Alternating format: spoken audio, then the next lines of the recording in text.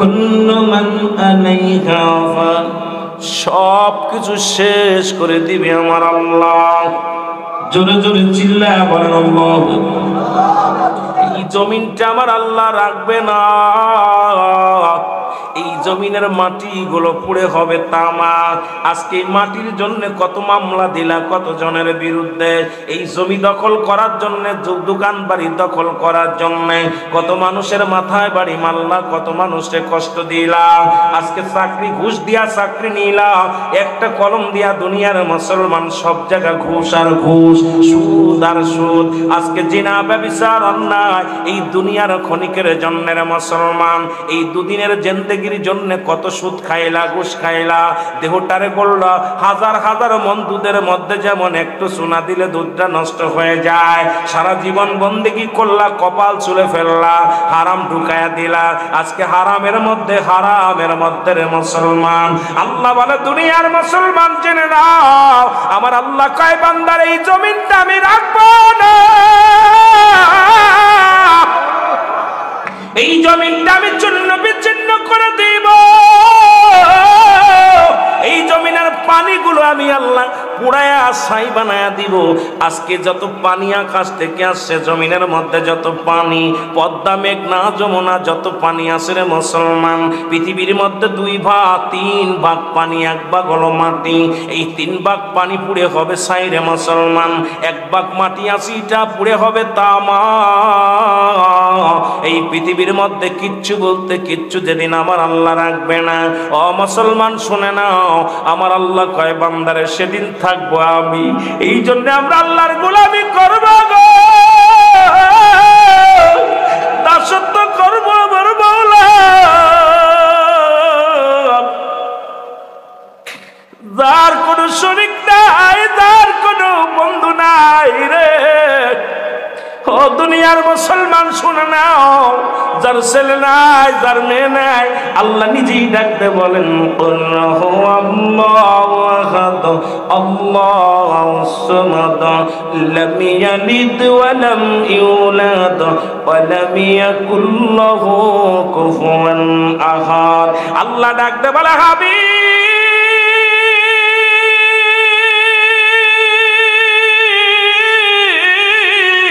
আপনি ওদেরকে জানিয়ে দেন আমি আল্লাহ এক, আমি আল্লাহ এক, আমার আর কোনো দ্বিতীয় নাই। এই পৃথিবীর মধ্যে কাউরে জন্ম দিই নাই, কারো থেকে জন্ম নিই নাই, আর আসমান জমিনের মধ্যে আমার সমতুল্য সমকক্ষ কেউ নাই। জোরে বলেন ঠিক কিনা, আর একটু জোরে জোরে চিল্লায় বলেন ঠিক কিনা। আমার দয়াল নবী বিগলে আপন বলতে কেহ নাই জগতে, আমার আপন বলতে, একটু মহব্বতে বলেন আমার দয়াল নবী বিহনে আপন বলতে, ও নবী ও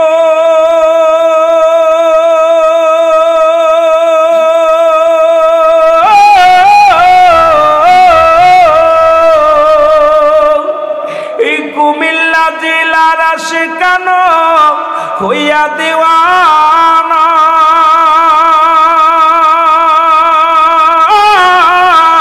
দুরুদ সালাম গো পাঠাই সোনার মদিনা, দুরুদ সালাম পাঠাই সোনার মদিনায়, আমার দয়াল নবী বিহনে আপন বলতে।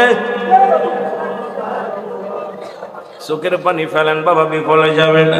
চোখের পানি যদি ফেলতে পারে, এই চোখ দুটি আল্লাহ জাহান্নামে দিবে না রে মুসলমান।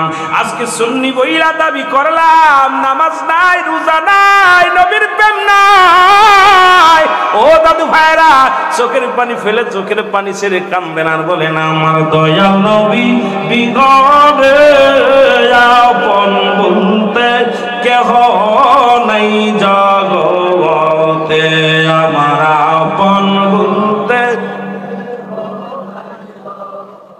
ও নবী ও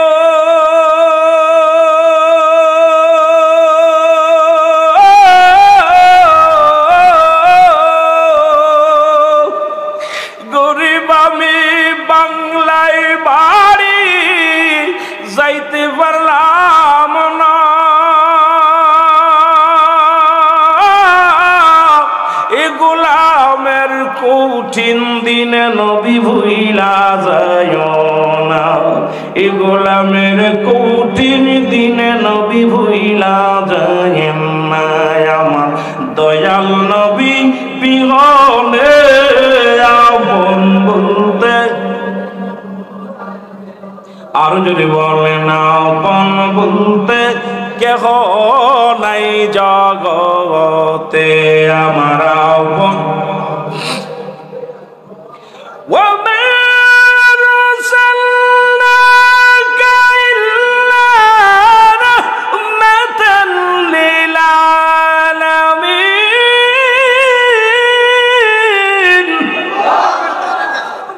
নবী গো, আপনি এমন একজন প্রিয় নবী, রাহমাতাল লিল আলামিন, আল্লাহ রাব্বুল আলামিন, আপনি রাহমাতাল লিল আলামিন। আমরা আপনার আদরের উম্মত, ওর প্রার্থনা করি, দরখাস্ত করি নবী গো, আপনি বিনে আমার কেউ নাই, এই আশিকের দেখার কেউ নাই, আশিকের ব্যথা বোঝার মতো কেউ নাই এই দুনিয়ার মধ্যে, আপনি বিনে আমরা বড় এতিম। নবী গো, আমাদেরকে ভুলে যাবেন না, জোরে বলেন আমিন, আরো জোরে বলেন আমিন। মুহাম্মদ দরুদ শরীফ পড়েন, আল্লাহুম্মা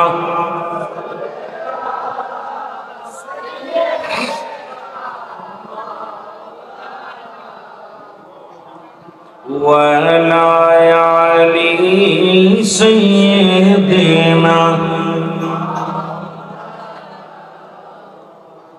এই আল্লাহর প্রেমিক যারা, তারা দুনিয়ার মুখাপেক্ষী নয়, প্রমাণ দিয়ে যায় ভাই। মৃত্যুর কথা বলতে যাইয়া ফেরেশতারা এসে আমার আল্লাহর দরবারে বলে, আমার মালিক, আপনার ইবাদত বন্দেগী আমরা করি বিনা স্বার্থে, কোনো স্বার্থ নাই, খাবার চাই না, পড়তে চাই না, আপনার ইবাদত বন্দেগী করি 24টা ঘন্টা, একটা সেকেন্ড কম নয়, আপনার দরবারে শুকরিয়া আদায় করি আমরা। কিন্তু আপনার মানব জাতি আল্লাহ, তারা স্বার্থের জন্য আপনাকে ভালোবাসে, স্বার্থের জন্য আপনার গোলামি করে, স্বার্থের জন্য আপনার জিকির করে। আমার দাদু ভাইয়েরা মনে রাখবেন, ভালো করে খেয়াল করবেন আলোচনাটা। এ আমার আল্লাহ, মানব জাতি রে যদি তুমি ধন সম্পদ না দিতে গো আমার আল্লাহ, জীবনেও কোনো দিন আপনার গোলামি করত না। সেই জামানার মধ্যে ইব্রাহিম আলাইহিস সালাম নামে একজন নবী আছে, তাকে তুমি ধন ভান্ডার দিছো বলে আপনার প্রতি ভয় পায়, তাকে আপনি খলিলুল্লাহ বলে উপাধি দিচ্ছেন গো আমার আল্লাহ। আপনি বাদ জানেন না গো আমার আল্লাহ, এই পৃথিবীর মধ্যে ইব্রাহিম নবী যতটা ভালোবাসে আপনাকে, শুধু স্বার্থের জন্য ভালোবাসে, আর আমরা ফেরেশতা আপনাকে ভালোবাসি বিনা স্বার্থে, আপনার গোলামি করে, আপনাকে সিজদা দিয়ে আপনার প্রতি অনুগত করে, আর পৃথিবীর অন্য কেউ এত কিছু করে না। আল্লাহ কয় না রে যে পেনারে ফেরেশতার না, আমার ইব্রাহিম দুনিয়ার কোনো মুখাপেক্ষী নয়, আমার ইব্রাহিম নবী একমাত্র আমি আল্লাহর গোলাম। জোরে জোরে চিল্লা বলা যাবে না মারহাবা। বাবা দিলের কান্ডা লাগায় শোনেন, আল্লাহর প্রিয় বান্দাদের অবস্থাটা দেখেন। এ দুনিয়ার মুসলমান গভীর মনোযোগ। ইব্রাহিম আলাইহিস সালামকে পরীক্ষার জন্য আমার আল্লাহ বলে, যাও ফেরেশতা তুমি যাও। আমার ইব্রাহিম আমার জন্য পাগল, দুনিয়ার জন্য পাগল নয়, দুনিয়ার কোন প্রেমের জন্য পাগল না। আমার ইব্রাহিম একমাত্র আমার পাগল, আমার গোলাম, আমারে ভালোবাসে বিনা স্বার্থে। আমার ইব্রাহিম আমি তারে খলিলুল্লাহ বলেছি, বন্ধু বানাইছি, মানব জাতির বন্ধু বানাইলাম। ও মুসলমান শোনো, আমার ইব্রাহিম দুনিয়ার কোন মুখাপেক্ষী নাই। ফেরেশতারা কয় না গো আমার আল্লাহ, না, ইব্রাহিম নবী একমাত্র স্বার্থের জন্য আপনার গোলামি করে। এবার আমার ফেরেশতাদের পাঠায় দিলেন আমার আল্লাহ, যাও একটু পরীক্ষা নিয়ে আসো। এবার পরীক্ষার জন্য আসলেন। ইব্রাহিম আলাইহিস সালামের বাড়ির সামনে ফেরেশতা মানবের সুরত দইরা, মানুষের সুরত দইরা বইয়া আছে গো, মানুষের সুরত দইরা এসে জিকির করে, সুবহানাল্লাহ আলহামদুলিল্লাহ লা ইলাহা। মারহাবা বলেন, মারহাবা বলেন। ইব্রাহিম নবী ঘরের ভিতর থেকে লাফ মেরে আসছে, আয়া দেখে রে প্রতীক জিকির করে, আল্লাহ আল্লাহ জিকির করে। ইব্রাহিম নবী ডাকতে বলে, প্রতীক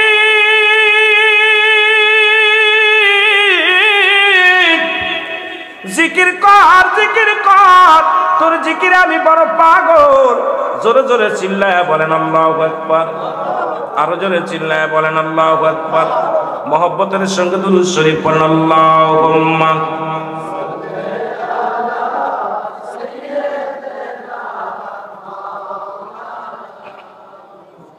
ওয়া আলা আলি।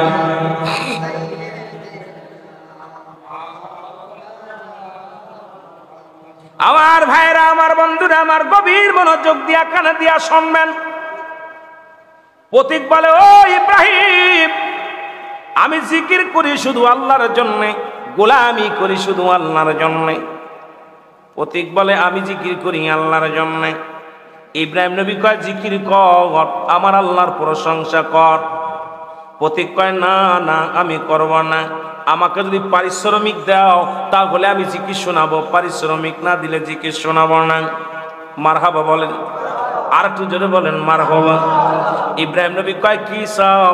তুমি আল্লাহর জিকির শোনাবা, আল্লাহর গুণগান শোনাবা, কি চাও আমার কাছে বলো। বলো, হুজুর আপনার যত বকরি আছে, ছাগল আছে, এগুলো আমার দিয়ে দেওয়া লাগবে।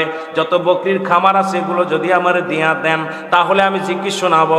ইব্রাহিম নবী কয়, ও পাগল, এই দুনিয়ার সম্পদ আমার প্রয়োজন নাই, এই দুনিয়ার বাড়ি গাড়ির আমার প্রয়োজন নাই। এরে প্রতি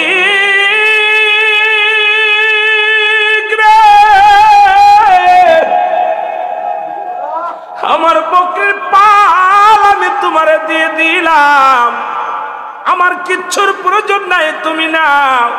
তবু আমার আল্লাহর প্রশংসা করো, আমার আল্লাহর জিকির করো। প্রতীক জিকির শুরু করে দিছে, সুবহানাল্লাহ, আলহামদুলিল্লাহ। কয়েকবার জিকির করে প্রতীক বন্ধ করে দিছে। এবার ডাকতে বলে, ইব্রাহিম আলাইহিস সালাম, প্রতীকের জিকির কেন বন্ধ করলাম? কয়, হুজুর আমি এইতটুকু পারিশ্রমিকের বিনিময়ে এত জিকির করতে পারবো না। কয়, কি চাস? কয়, আপনার যত গাই আছে, গাভী আছে, এগুলো দিয়ে দিতে হবে। বলে, দিয়ে দিলাম, জিকির কর। আবার কয়েকবার প্রতীক জিকির করলেন, আবার জিকির বন্ধ করে দিলেন। লম্বা আলোচনা বাবা দিলের কান্ডা লাগায় শুনে নিবেন, অল্প আকারে বলে যায়। এবার বলতেছে, প্রতীক রে জিকির কর। বলে, আমায় পারিশ্রমিক ছাড়া জিকির করতাম না। বলে, জিকির কর। কয়, আমার যত জমি জমা যা কিছু আছে সব কিছু আমার রাজ্য তোরে দিয়ে দিলাম, আমি ইব্রাহিম আলাইহিস সালাম, আমার বাড়ি গাড়ি সব কিছু তোরে দিয়ে দিলাম, তবু আমার জিকির কর। জিকির শুরু হয়ে গেল, আবার জিকির বন্ধ হয়ে গেল। প্রতীক ডাকতে বলে, ইব্রাহিম আলাইহিস সালাম ডাকতে বলে, ও প্রতীক, আবার কেন জিকির বন্ধ করে দিলাম? বলে, হুজুর আমার পারিশ্রমিক না দিলে আমি জিকির করব না। বলে, প্রতীক রে, আমার আর দিওয়ার কিছু নাই, তবে একটা দাবি তোমারে করে যায়।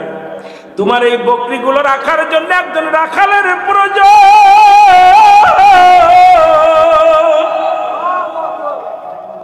তোমার এই গাই গরু, এই গাভীগুলো পালন করার জন্য একজন রাখালের প্রয়োজন। প্রতীক রে,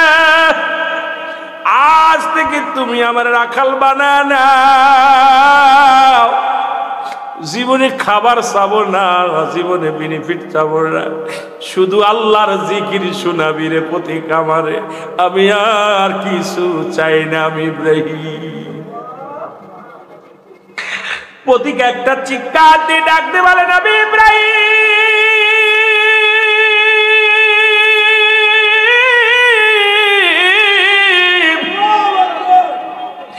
আমি কোন প্রতীক নয়, আমি হলাম জিবরিল আমিন, আল্লাহর ফেরেশতা। আমি আপনার গাভীও চাই না, ফসল চাই না, জমি চাই না, কিচ্ছু চাই না।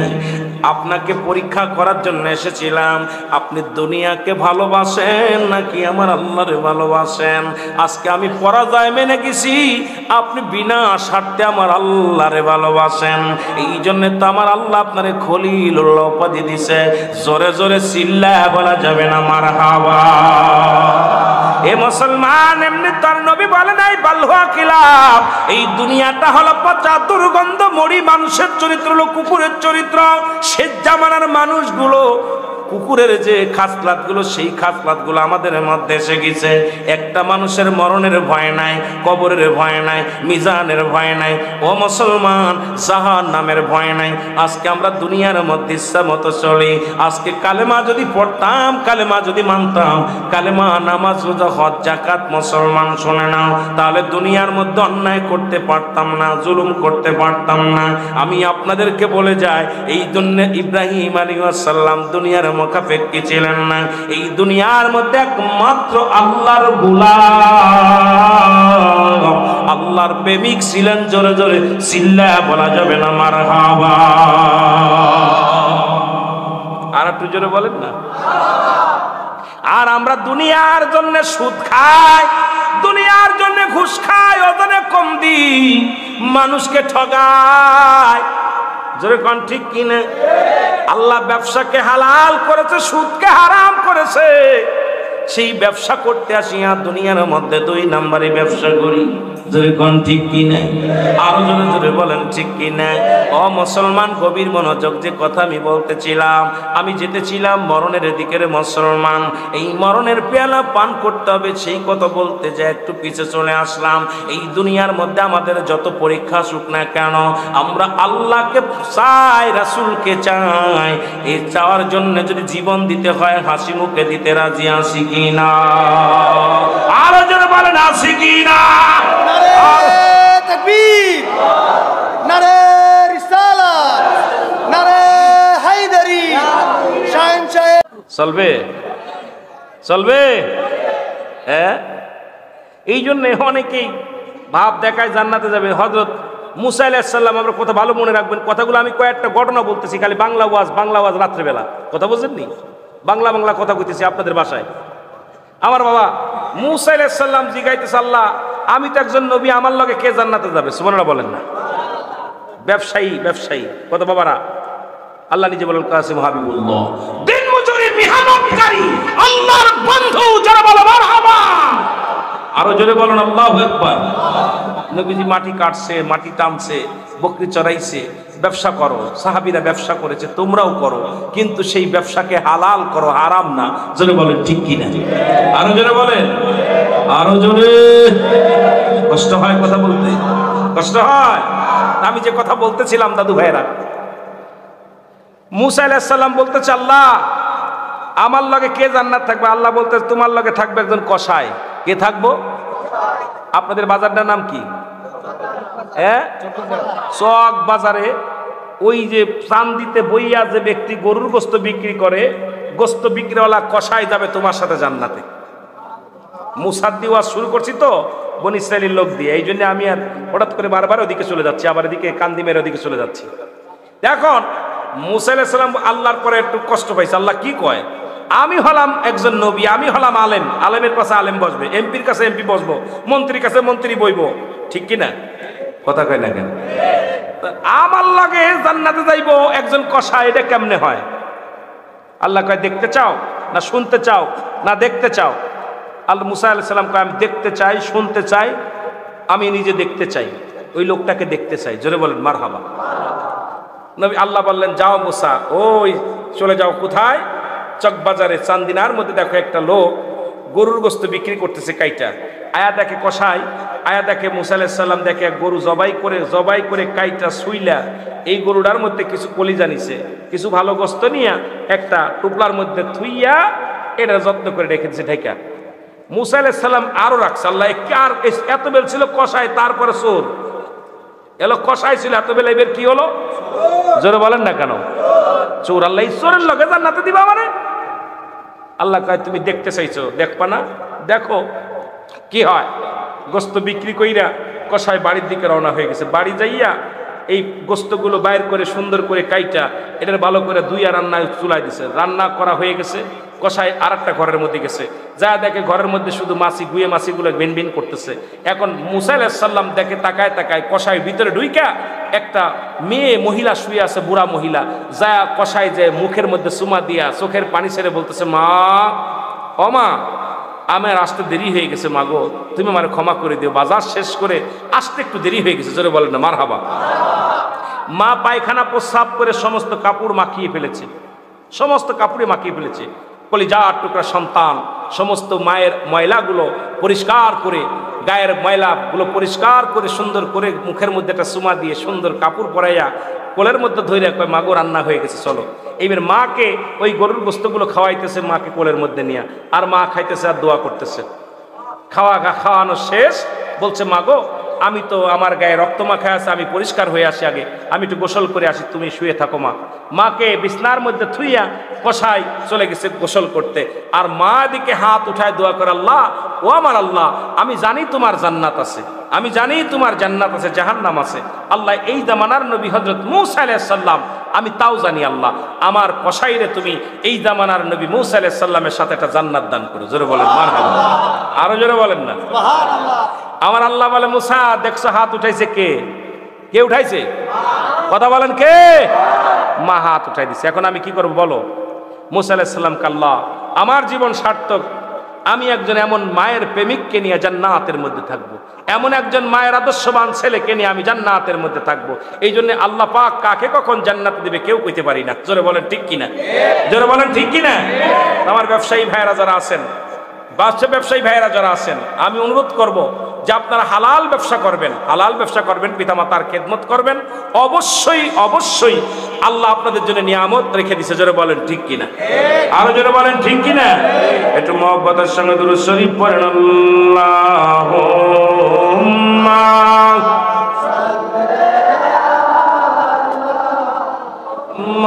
মুহাম্মাদ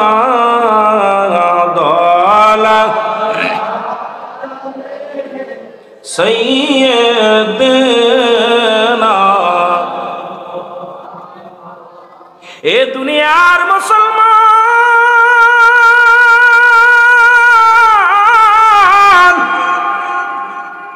আমি বলতেছিলাম এক নাম্বার বিপদ হলো মানুষের মরণ। মনে আছে? মনে আছে? কতক্ষণ মনে আছে? 2 নাম্বার হলো কবর। মরণের কথা বলতে গেলে লম্বা আলোচনা শুনে আসে। দুনিয়ার মুসলমান, এই মরণের পেয়ালা পান করতে হবে। একজন নবী জান্নাতের মধ্যে আছে, হযরত ইদ্রিস আলাইহিস সালাম। আর একজন বাদানডি দুনিয়ার মধ্যে যত নবীগণ, গাউসগণ, কুতুবগণ যারা ঘুমায়া গেছে, তাদের জানটা রুহটা কবজ করেছে আমার আজরাইল আলাইহিস সালাম সহজমিনে এসে। কিন্তু খারাপ আত্মার রুহগুলো জান কবজ করার জন্য দুনিয়ার মধ্যে আগমন করে না। আজরাইল এত বড় দানব রে মুসলমান, এই আসমানে তার মাথা মুবারক, পা থাকে তার জমিনের মধ্যে। পৃথিবীর সমস্ত পানিগুলো যদি তার মাথায় ঢেলে দেওয়া হয়, একটা ফোঁটা পানি জমিনের মধ্যে পড়বে না। এই আজরাইল আসবে প্রত্যেকের জীবনে রে ভাই। এই দুনিয়ার পিছে ঘুরছরে মুসলমান, এই মরণের পেয়ালা পান করতে হবে। আজকে যারা ওজনে কম দাও, যারা দুনিয়ার মধ্যে মানুষকে ঠগাও, যারা দুনিয়ার মধ্যে হারাম ব্যবসা করো, সেন্টিগ্রেট করো রে মুসলমান, যারা সুদ কারবার করো, ঘুষ কারবার করো, জিনা ব্যভিচার অন্যায় করো, তারা একটু দিলের কান্ডা লাগা শুনে যাও, তারপরে যা করবা করো। এ মুসলমান, মৃত্যুটা হয়ে গেল, এই মৃত্যুর উপরে বাদানরে শুনে নাও। হযরত ইদ্রিস আলাইহিস সালাম কে আমার আল্লাহ ডাকতে বলে, বন্ধু তুমি কেমনে জান্নাতে পাইয়া কি খুশি হইছো? ইদ্রিস আলাইহিস সালাম বলে, আমি খুশি হয়েছি গো আমার আল্লাহ, তবে একটা কষ্ট, তোমার মালাকুল মউত আজরাইল মনে হয় আমার জানটা আসানে নেয় নাই, কষ্ট দিয়ে এনেছে। আল্লাহ বলে, আজরাইল যা, আমার ইদ্রিস আলাইহিস সালাম কি বলতে চাই শুনে আয়। ইদ্রিস আলাইহিস সালামের কাছে আজরাইল আলাইহিস সালাম চলে আসলেন। আজরাইল বলে, আল্লাহর নবী গো, আপনি কিছু জানতে চান কি আমার কাছে? ডাকতে বলে, আজরাইল আমার রূহটা তুমি কেমনে বাইর করেছো, জানটা বাইর করেছো? আজরাইল বলে, হুজুর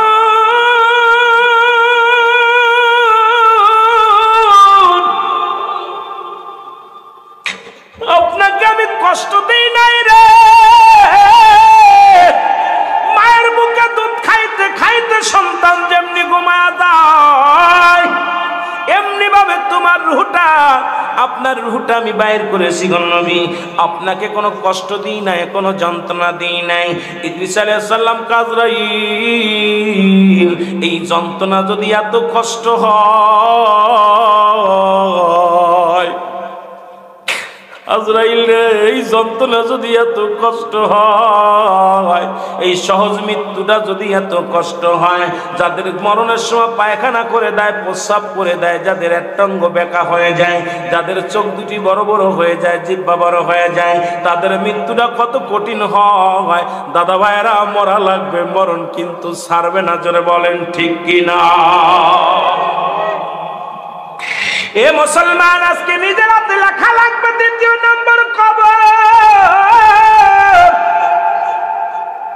এই কবরে যেদিন শুয়াবে, অনেক লম্বা ইতিহাস, বিস্তারিত বলতে গেলে ৪-৫ ঘন্টা লাগবে। আমি অল্প একটু আপনাদেরকে গণনা বলে যাই। এই কবরে যেদিন শোয়াবে, কবরে আসবে, প্রথম আসবে বাদান একজন ফেরেশতা, তার নাম হলো নৌমান ফেরেশতা। আপনি ওজনে কম দিচ্ছেন, মানুষকে ঠগাইছেন, সুদ খাইছেন, ঘুষ খাইছেন, জিনা ব্যভিচার অন্যায় করেছেন, করেন বাবা, যত যা করেন শুনে লন রে বাবা, শুনে লন। এবার আপনি যখন কবরে যাবেন, দুজন কেরামন কাতিবিন, দুজন ফেরেশতার সঙ্গে আছে। কোথায় আপনি ঘুষ খান, কোথায় আপনি সুদ খান, কোথায় কোন মহিলার লগে কথা বলেন, কোথায় ব্যভিচার করেন, কোথায় আপনি রিসোর্টে যান, কোথায় কোন হোটেলে যান, কোন জায়গাতে সুদুষ্টমি করেন, কোথায় মিথ্যা কথা বলেন, কত কি করেন, সব কিছু লিখে রাখছে কেরামন কাতিবিন, দুজন ফেরেশতা। যখন আপনি কবরে যাবেন, নোমান ফেরেশতা আপনাকে উঠাবে রে বান্দা।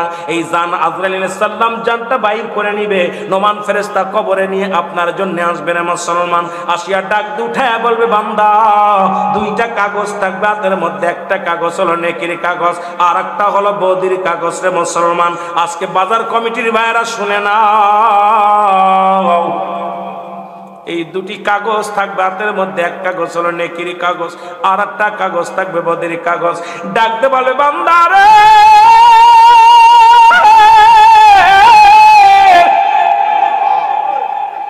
এই কাগজটা না, তাকে 60 বছরের জিন্দেগি কত রাকাত নামাজ পড়েছো, কত জায়গা জিকির করেছো, কতটা ইসলামের মাহফিলে বসেছো, কত জায়গা নবীর দুরূদ পড়েছো। তোমার 70 বছর 60 বছরের জিন্দেগি যা যা করেছিল মুসলমান, সব কিছু তোমার আমল নামার মধ্যে লেখা থাকবে। এবার বান্দা দেখে বড় খুশি হবে, মনে করবে আমার জীবন বুঝি ধন্য। বলে, লিখে দাও রে বান্দা, লিখে দাও। এবার বলবে বান্দা, বলবে আমি কি দিয়ে লিখবো, আমার কাছে তো কোনো কলম নাই। বলবে, কলম তোমার শাহাদত আঙ্গুল মুবারক। ও মুসলমান, এই হাত দিয়ে আজকে চুন খাও, আর এই হাত দিয়ে মানুষকে দুষ্টমি করো। এই হাতটা বড় মূল্যবান। এই হাতটা হলো মুসলমান, এই হাতের ডান হাতের শাহাদত আঙ্গুল মুবারক, ওই কবরের মধ্যে হবে কলম রে মুসলমান। এইবার কালি হবে মুখের থুতু মুবারক। আজকে হারাম খাও, হারাম খাও, ঘুষের টাকা খাও, সুদের টাকা খাও, জিনা ব্যভিচার খাও রে মুসলমান, শুনে নাও। আজকে ওজনে কম দাও, মানুষকে ঠগাও, কিন্তু একবার চিন্তা করো, এই মুখটা তোমার পবিত্র রাখতে হবে। মুখ দিয়ে কাউকে গালি দেওয়া যাবে না, এই মুখ দিয়ে হারাম বক্ষণ করা যাবে না, কারণ এই মুখের থুতু মুবারক হবে কালি রে মুসলমান। এবার কালি পাবে, কলম পাবে, লেখার কাগজ বান্দারে বান্দা। বান্দার কাপনের কাপড় টানতে খুলে নেওয়া হবে, এই কাপনের কাপড়ের ভিতরে তোর আমল নামা লেখা হবে, সেকেন্ডের মধ্যে লেখা হয়ে যাবে রে মুসলমান। আবার এক টুকরা কাগজ হাতের মধ্যে দিবে, 50 বছরের জিন্দেগি, 60 বছরের জিন্দেগি, 80 বছরের জিন্দেগি রে মুসলমান। তুমি কত জায়গা অন্যায় করেছো, কত জুলুম করেছো, কত কি করেছো, সব যখন লেখা দেখবে বান্দা, তখন চিৎকার মেরে কানবে আর বলবে, ফেরেশতারা রে, আমি এগুলো করি না, আমি করি না রে, আমি কিচ্ছু জানি না রে। ফেরেশতা এরকম মিডিয়ার ভাইরা যেমন ভিডিও করে, 80 বছরের ভিডিও সামনে প্লেস করা হবে, কত সেকেন্ড, কত তারিখে, কত টাইমে, কত সময় অন্যায় করেছিলা, কোন শ্রেণী নিয়ে পার্কে ঘুরেছিলা, কোথায় ঘুষ নিছিলা, ঘরের মধ্যে বইয়া বইয়া অফিসে বইসা ঘুষ নিছ, সুদ খাইছো কোথায় বইয়া, সব বাইর হয়ে যাইব। তুমি জিনা করছো কোথায়, সব বাইর হয়ে যাইব। এবার বান্দার সামনে যখন হাজির হয়ে যাবে, চিৎকার মেরে কানবে, বান্দা আমি লিখতে জানি না, আমাকে তুমি মাফ করো, আমাকে তুমি ক্ষমা করো। ডান দিক থেকে মাটি চাপ দিবে, বাম দিকের হাড্ডি হাড্ডিগুলো, ডান দিকের হাড্ডিগুলো বাম দিকে চলে যাবে, বাম দিক থেকে চাপ দিবে ডান দিকের হাড্ডিগুলো চলে আসবে। মুসলমান শুনে নাও, হাতুড়ি দিয়ে একটা করে বাড়ি মারবে, মাটির নিচে চলে যেতে হবে, আবার উঠাইবে। আপনার আমলনামা যাতে লেখা লাগবে রে মুসলমান। এটা এই যে মানকার নেকির কেরামন কাতিমিন লিখে রাখছে, এই আমলটা যার আমলনামা তার লেখা লাগবে। পরীক্ষার খাতায় যেমন নিজের আমলনামা নিজের লেখা লাগে রে মুসলমান, পাস করতে হলে লেখা লাগে, তদ্রূপ কবরে শোয়ানো পর যার আমলনামা তার লেখা লাগবে। যত মস্তানি করবা করো, তোমারটা তোমার নিজের লিখে দেওয়া লাগবে। যার আমলনামা হাজির হয়ে যাবে, লেখা লাগবে, তুমি লেখো। তখন আঘাত করবে, এমন ভেগে আঘাত করবে, কবরের মধ্যে চিৎকার মারবে। এই চিৎকার, কবরবাসীর চিৎকার যদি দুনিয়ার মানুষ শুনতো, এই দুনিয়া গায়েব হয়ে যেত। এত জোরে চিৎকার মারবে, পূর্ব থেকে পশ্চিম পর্যন্ত আওয়াজ চলে যাবে, পশ্চিম থেকে পূর্ব পর্যন্ত, এই পর্যন্ত আওয়াজ। সব প্রাণী বুঝতে পারে, একমাত্র মানব এবং দানব বুঝতে পারে না কবরবাসীর চিৎকার। আল্লাহু আকবার বলেন না? আরো জোরে বলেন, আরো জোরে বলেন আমার দাদু ভাইয়েরা। সুতরাং এই কবরের ভিতরে আপনার আমলনামা, এখন আপনার আমলনামা আপনি নিজে লিখবেন। বুঝতে হবে আমাকে তাহলে ভালো কাজ করা লাগবে, অন্যায় করা যাবে, জোরে বলেন যাবে না, জুলুম করা যাবে, জোরে বলেন যাবে। মানুষের দ্বিতীয় নাম্বার বিপদ হলো কবর, 3 নাম্বার হলো কিয়ামতের ময়দান। আল্লাহু আকবার বলেন না? কিসের ময়দান? কিয়ামতের ময়দান। কিয়ামত এত ফস করে না, কিয়ামতের আগে 10টা আলামত, 70টা আলামত হবে। কয়টা?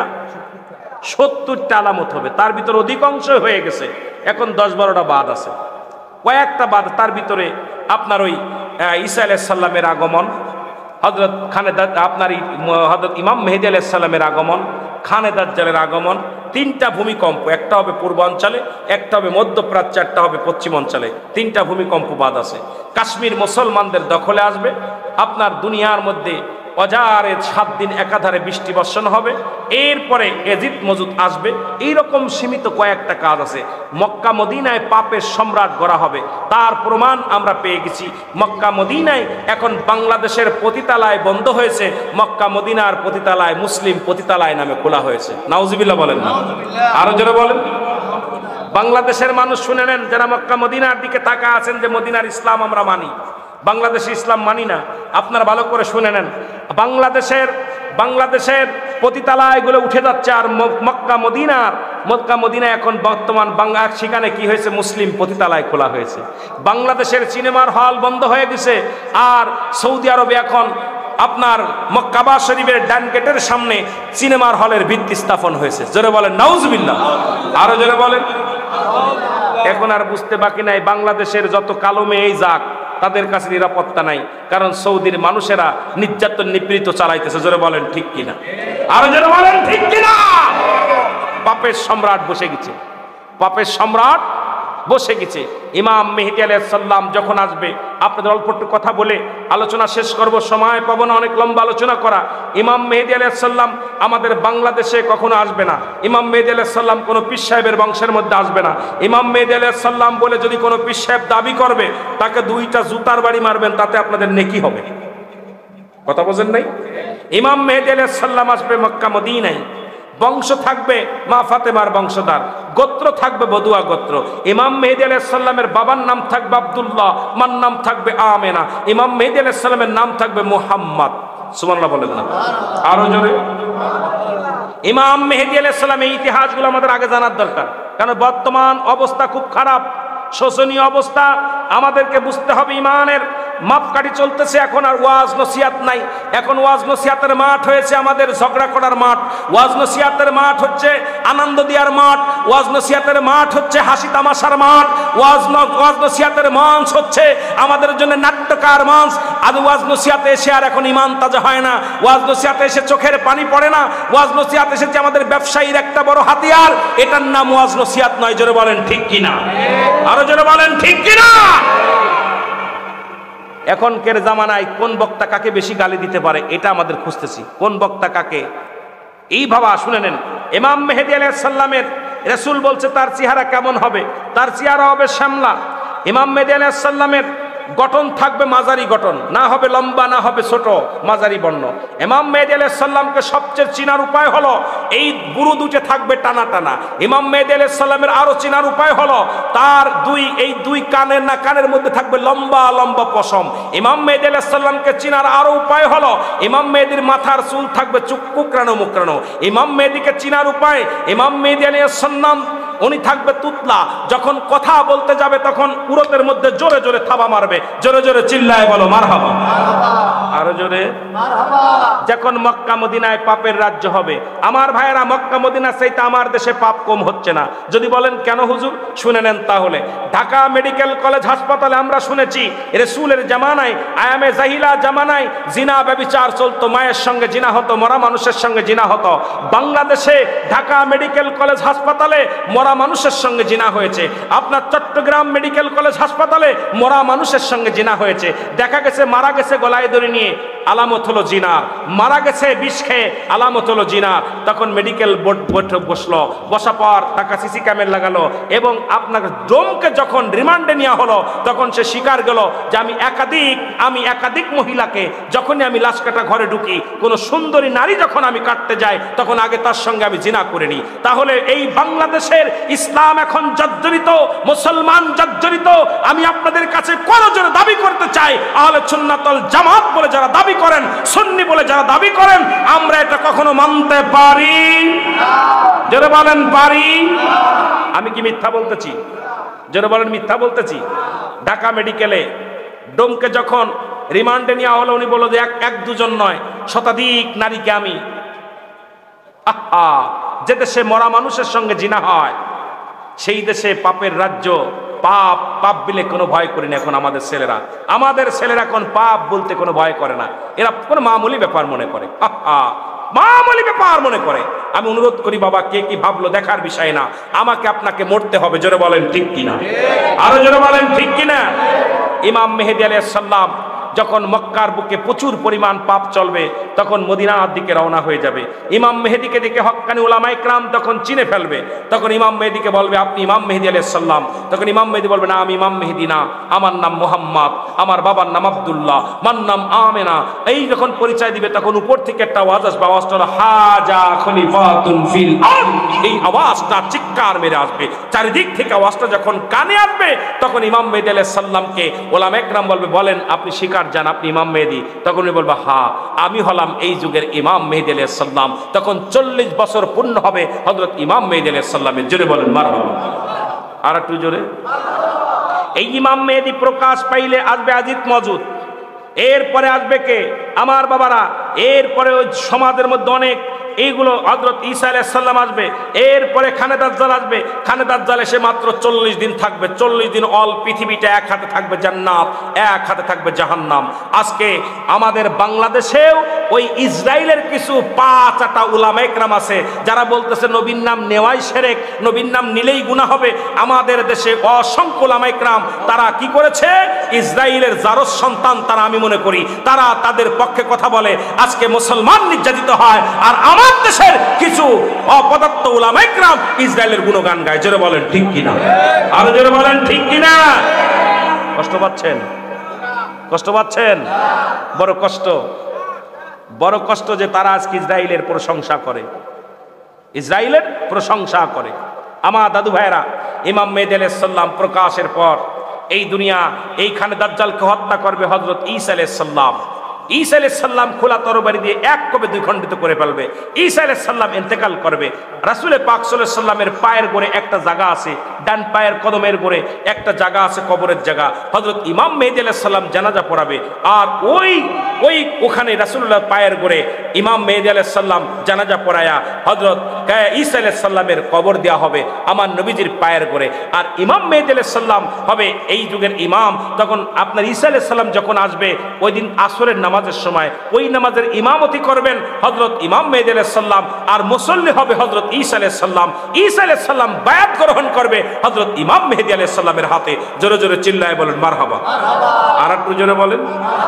কারণ আল্লাহর কাছে দাবি করেছিল, আল্লাহ তুমি আমাকে কি করো, আমাকে তুমি ওই রাসূল পাক সাল্লাল্লাহু আলাইহি ওয়াসাল্লামের উম্মাত হিসেবে আমাকে কবুল করো। এই জন্য হযরত ইমাম মেহেদীর হাতে বায়াত গ্রহণ করবে এবং সেইটা জানাজা পড়াবে। আমার ভাইয়েরা, এরপরে আপনার একটা ধোঁয়া আসবে জমিনের মধ্যে, বিশাল একটা ধোঁয়া আসবে। এই ধোঁয়াটা মানুষের নাকে লাগবে। ইমানদারের 8টা ছিদ্রা দিয়ে ধোঁয়া বাইর হবে, আর আপনার বেঈমানদের 8টা ছিদ্রা দিয়ে ধোঁয়া বাইর হবে, আর ইমানদারের নাক দিয়ে ঠান্ডা পানি বাইর হবে। ঠান্ডা পানি বাইর হবে, কাশি আসবে। এই ইমানদারগুলো কাশি দিবে আর বেঈমানগুলো মারা যাবে জমিনের মধ্যে, আর ইমানদারগুলো বেঁচে থাকবে। এই রকম শুরু হবে। এরপরে অনেক বিস্তারিত আলোচনা কিয়ামতের আগে যা হবে আর কি। এখন অনেকেই বলে কিয়ামতের সময় আইছে, কিয়ামতের সময় হয়ে আইছে, কিয়ামতের সময় হয়ে আইছে। কিয়ামতের সময় এখনো অনেক দেরি। আমাদের মনটাকে আরো শক্ত করতে হবে যে কিয়ামত আইছে বলতেছেন, কিয়ামতের আমল কি করছেন?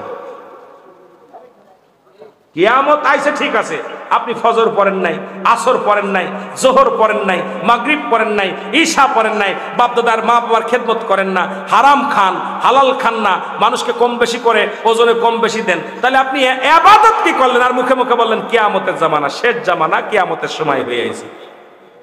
এটা উপায় হচ্ছে সবার মুখেই খালি কয় যে কিয়ামত কাছায় আইছে। কথা কন না কেন? আরে বেটা, কিয়ামত যদি কাছায় আসবে তাহলে তোর ইবাদতের দরকার আছে কিনা? কথা কন না কেন? তো ইবাদত যদি না করিস তুই কিয়ামতের ভয় পালি কিনা? কথা কন ঠিক কিনা? কথা কয় না কেন? কথা কন না কেন? তাহলে আমাদের ইবাদত বন্দেগী করার দরকার আছে কিনা? যেদিন পিতা পুত্র চিনবে না, ভাই ভাইকে চিনবে না, বাবা মাকে চিনবে না, মা বাবাকে চিনবে না, বন্ধু বন্ধুকে চিনবে না, স্ত্রী স্বামীকে চিনবে না, সেদিন একমাত্র দরদি কান্ডারি হবে রাহমাতাল লিল আলামিন। আরো যারা রাহমাতাল লিল, মুঠু হাত উপরে সূর্যোদয় হবে, জমিনটা পুড়ে তামা হয়ে যাবে। এই তামার জমিনের উপরে মানুষ দৌড়াবে, মানুষ সাঁতার কাটবে, পানির মধ্যে সাঁতার কাটবে, ওই ঘামের মধ্যে মানুষগুলো পেরেশানিত হয়ে যাবে, মানুষগুলো দৌড়াবে। সেদিন আমার বাবারা, সব মানুষগুলো নফসি নফসি করে চিল্লার মারবে, চিল্লায়া যাবে, দৌড়ায়া যাবে হযরত আদম আলাইহিস সালামের কাছে। আদম নবী বলবে না চলে যাও, কার কাছে? ঈসা আলাইহিস সালামের কাছে। ঈসা বলবে না চলে যাও ইব্রাহিমের কাছে। ইব্রাহিম বলবে না চলে যাও কার? মুসা আলাইহিস সালামের কাছে। মুসা বলবে না চলে যাও ওই যে উম্মতের কান্ডারি রাহমাতাল লিল আলামিনের কাছে। সেদিন আমার নবী রাহমাতাল লিল আলামিন উম্মতকে নিয়ে কি করবে? আল্লাহর দরবারে দরখাস্ত করবে, আর আল্লাহ পাকের কাছে বলবে, আমার আল্লাহ, আমার উম্মতরে তুমি ক্ষমা করে দাও। জোরে বলেন মারহাবা। আরো জোরে বলেন মারহাবা। হাসরের ময়দানে রাহমাতুল লিল আলামিন 3টা সিজদা মারবে। কয়টা? জোরে বলেন কয়টা? কয়টা? এগুলো গল্প আকারে কইতে গেলে একটু সময় কম লাগবে, না হলে সুর দিয়ে কইতে গেলে, বিস্তারিত কইতে গেলে ঘন্টা লেগে যাবে একটা। এই জন্য আমি আপনাদের সময় নষ্ট করব না, এই জন্য গল্প আকারে কথাগুলো বলি, খেয়াল করেন। 3টা সিজদা আমার। প্রথম সিজদায় যখন পড়ে যাবে আমার নবীজি, আমার আল্লাহ বলবে, হাবিব আপনি সিজদার মধ্যে পড়ে আছেন, কি চাই? আমার আল্লাহ বলবেন, আমার উম্মতিদেরকে আমি নাজাত দিতে চান, আমার উম্মতদেরকে দয়া করেন। তখন আল্লাহ বলবেন, হাবিব আপনি মাথা তোলেন, আপনার দৃষ্টিশক্তি যেদিকে যায়, যত দূর যায়, সমস্ত উম্মতদেরকে আমি নাজাত দিয়ে দিব। জোরে বলেন মারহাবা। আমার নবীজি উঠে দাঁড়াবে, দাঁড়ায় চারিদিকে তাকাবেই বলে, তাকানোর পর নবীজির দৃষ্টিশক্তি যত দূর যাবে সবাইকে আল্লাহ নাজাত করে দিবে, জান্নাতে চলে যাবে। আবার নবী সিজদার মধ্যে চলে যাবে। আমার আল্লাহ বলবেন, হাবিব আবার কেন সিজদার মধ্যে গেলেন? আমার উম্মতিরা কাঁদতেছে, আমার উম্মতিদের চোখের পানি আমি সইতে পারি না, আমার উম্মতেরা হাজারি সহ্য করতে পারি না। আমার আল্লাহ বলবেন, হাবিব আবারও একই নিয়ম। আবার নবীজি আবার তাকাবে, আবার এই দৃষ্টিশক্তি যত দূর যাবে জান্নাতে চলে যাবে। সুবহানাল্লাহ বলেন না? আবার নবী সিজদায় পড়ে যাবে, তৃতীয় সিজদা থেকে উঠবে। এবার নবীজি তৃতীয় সিজদা থেকে যখন উঠবে, আমার নবীজির যারা এই কিঞ্চিত পরিমাণ ঈমান থাকবে, আমল থাকবে, এদেরও নজরে পড়ে যাবে, তারা জান্নাতে চলে যাবে। বাকিগুলো আমার আল্লাহ বলে, ওই কাফের বেঈমান মুনাফিকদের জন্য 7টা জাহান্নাম প্রস্তুতি করা আছে, ওখানে তাদের জায়গা হবে। জোরে বলো আল্লাহু আকবার। আরো জোরে বলেন না? ওই কাফের বেঈমান মুনাফিকদের জন্য জায়গা রাখছে কয়টা? কথা বলেন না? যাবেন নি কেউ? যাবেন? কথা কন যাবেন? কথা কন যাবেন? যদি না যান তাহলে আমল করার দরকার আছে কি? আপনাদের জন্য একটা জায়গা রাখছে আমার আল্লাহ। আল্লাহ বলেন,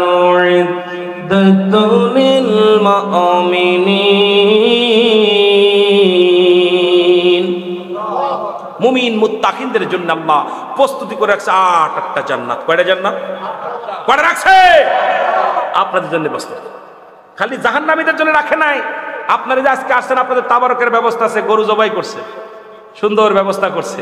তদ্রূপ ইমানদারদের জন্য আল্লাহ একটা জায়গা রাখছে, সুন্দর জায়গা, যেখানে ফল মূল, যেখানে সবজি, যেখানে খাবার, যেখানে সুন্দর নারী, 70টি করে সুন্দরী নারী দিব, 70টি করে পুরুষ দিব, জান্নাতের মধ্যে খাবার দিব, নিয়ামত দিব, সোনার খাট বালাখানা থাকবো, যেখানে খালি শান্তি আর শান্তি। হাকা যা, হাকা যা, কত লাগবে, যত লাগবে সব নিয়ামত দিব। কে?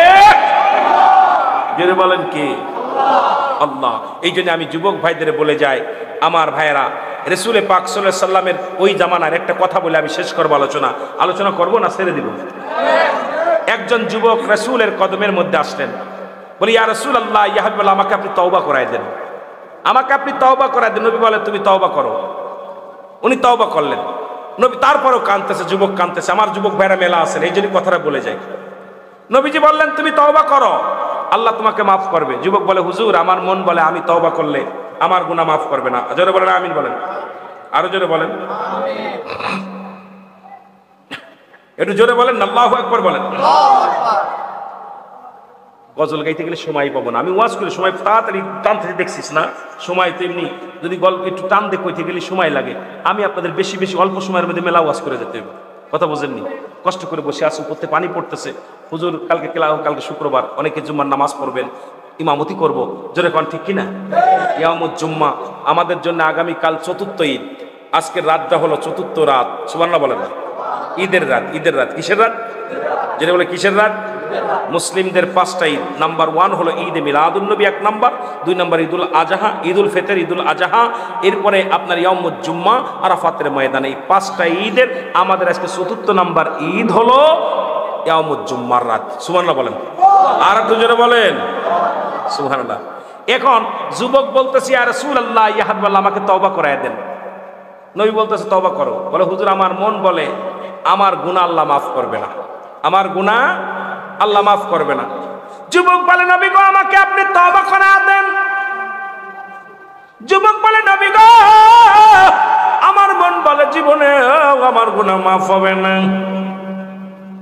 এই জিনার কথা বলতে যাই আমি বলে যাই রে মুসলমান, শুনে নাও, জিনার কথা বলতে যাই আমি আপনাদেরকে বলে যাই, আজকে যদি একটা বিচার হতো এই জমিনের মধ্যে, যদি কোন যুবক যুবতী জিনা করে, শাস্তির বিধান হলো তাদেরকে 100 ডুরা মারতে হবে। যদি ধরা পড়ে মুসলমান, ন্যায় পরায়ণ মানুষ, দেখ আমার মতো সলিমদ্দি কলিমদ্দি নয়, যিনি যার গায়ের মধ্যে শক্তি আছে, যিনি ন্যায় পরায়ণ মানুষ, তাকে দিয়ে 100 বেতের আঘাত করতে হবে।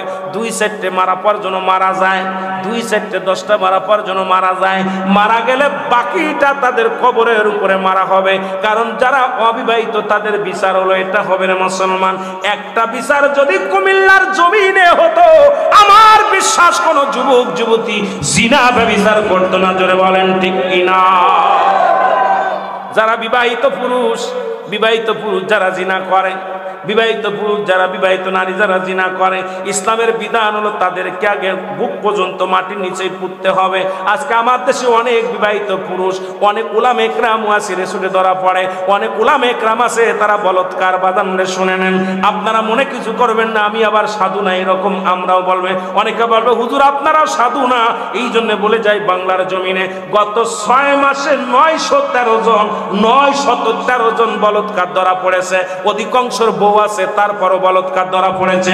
আমি বলতে চাই, বাংলার জমিনে এদেরকে চিরতরে বিদায় করে দেওয়ার দরকার। একটা বিচার যদি কঠিন হতো, আমার দেশ থেকে জিনা ব্যভিচার চিরতরে বিদায় নিত। জোরে বলেন ঠিক কিনা?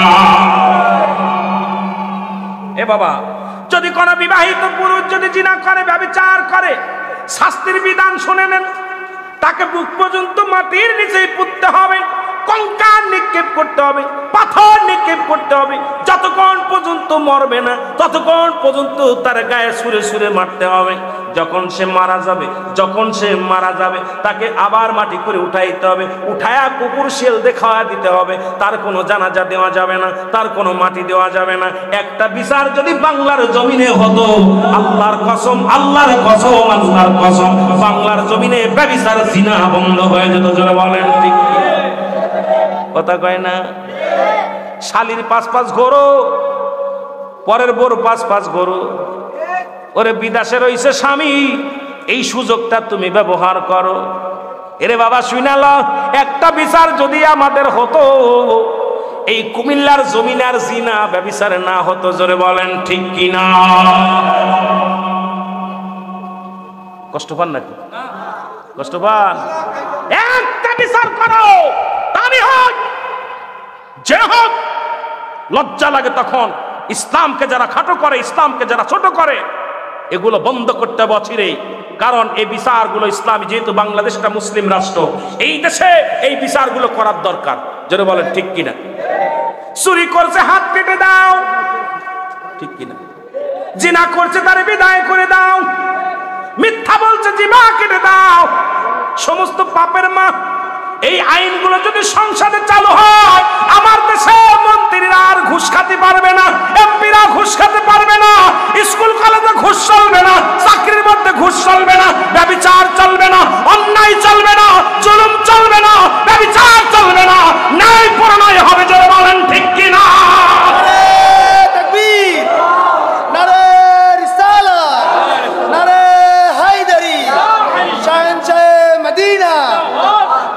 বিশ্বাস করবেন না, আমি ইসলামী ফাউন্ডেশনের মধ্যে আছি। এই দেশে বর্তমান এই যে ডিজিটাল মসজিদে চাকরি নিতে গেলে ঘুষ লাগতেছে, বড় মসজিদে চাকরি নিতে গেলে ঘুষ লাগে। বিশ্বাস করেন? কথা কয় না কেন? আমি কয়েকদিন আগে একটা ইন্টারভিউ গেছি স্কুলে, মাদ্রাসার স্কুলের মাদ্রাসার পাশে বিশাল একটা মসজিদ। 17,000 টাকা ঘুষ দিয়ে ঢুকছে হাফেজ সাহেব ইমামতি করতে। এখন ও সবচেয়ে গলদ, ওর চাকরি হয়ে গেছে। আমি 11 জন আইছি পরীক্ষাতে, 11 জন। এখন সবচেয়ে যে দুর্বল, ওর চাকরি সভাপতি সাহেব লিখে দিচ্ছে। আমি কি ঘটনা কি? পরে আমি বলছি, তোমার তো ভাই, তুমি যা করছো, কোরআন তেলাওয়াত করছো, সব গলত। এরপরে যা করছো, কারণ এই ইমামতি করার জন্য যে 9টা-10টা শর্ত আছে, একটাও তোমার ভিতর পাই না আমি। এখন বলার পর আমার এক বন্ধু ছিল, বন্ধু বেলাল হোসেন, উনি বলতেছে ভাই এর চাকরি কেমনে হয়? পরে শুনতে শুনতে উনি আর এক বন্ধুর দ্বারা বলছে 17,000 টাকা সভাপতিরে বসছে। সভাপতিও দাড়ি মোছ ভালোই আছে, মোটামুটি নামাজও পড়ে, কপালে দাগ ফেলে দিছে। কি করে ঠেকাবেন এই দেশটা? যে এখন ইমামতি নিতে লাগলো ঘুষ লাগে, এর চেয়ে দুঃখ থাকতে পারে না।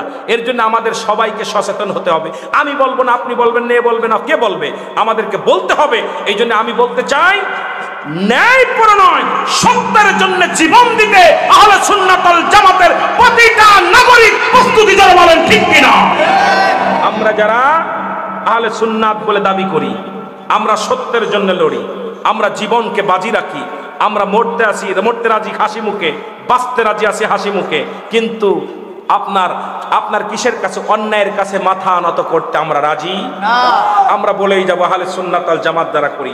আমরা ক্ষমতার লোভ নাই, বাড়ির লোভ নাই, গাড়ির লোভ নাই, নারীর লোভ নাই। আমরা চাই সমাজের শান্তি, আমরা চাই সুখ, আমরা চাই শান্তি, আমরা চাই আত্মশুদ্ধি, আমরা চাই ওই ইসলামের মধ্যে ঢুকলে। এখন ইসলামের আবিধানে কতটা হুজুর আছে, হুজুরই ব্যাখ্যা করব।